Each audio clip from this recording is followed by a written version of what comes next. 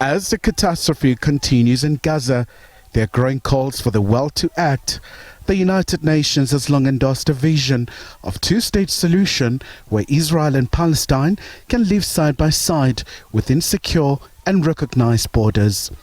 Palestinians want a state in the West Bank, East Jerusalem and Gaza Strip.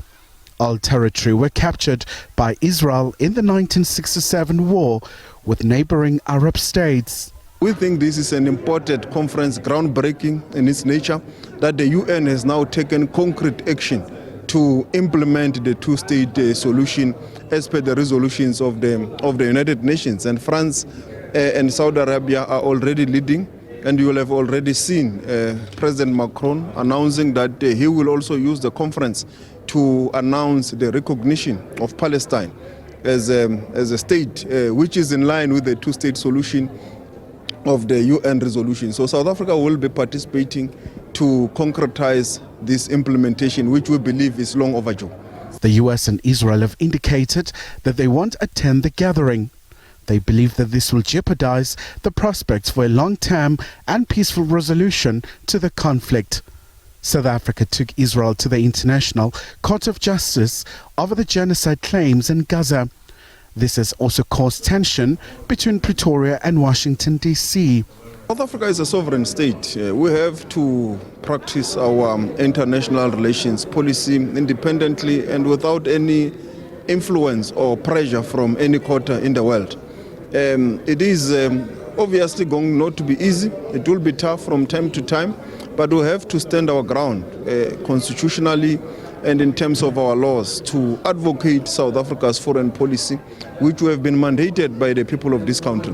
Yes, we have seen the bill in the US Congress, and we have continued to say that its basis is flawed because it says we are having friends with maligned countries.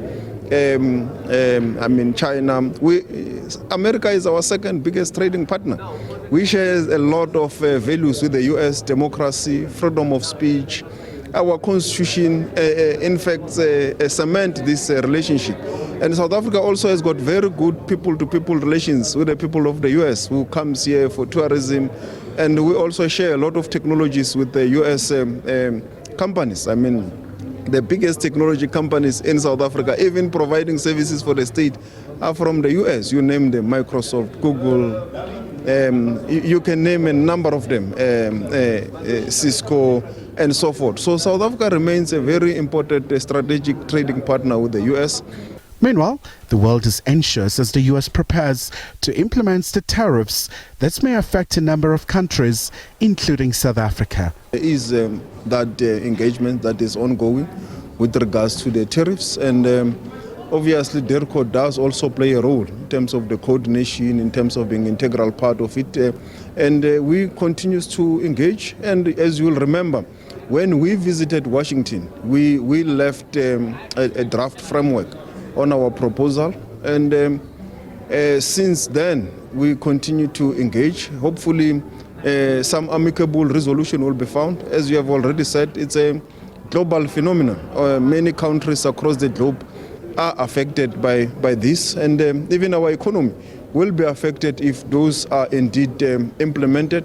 But we will not get tired. We will continue to engage the US because we believe they are an important strategic trading partner.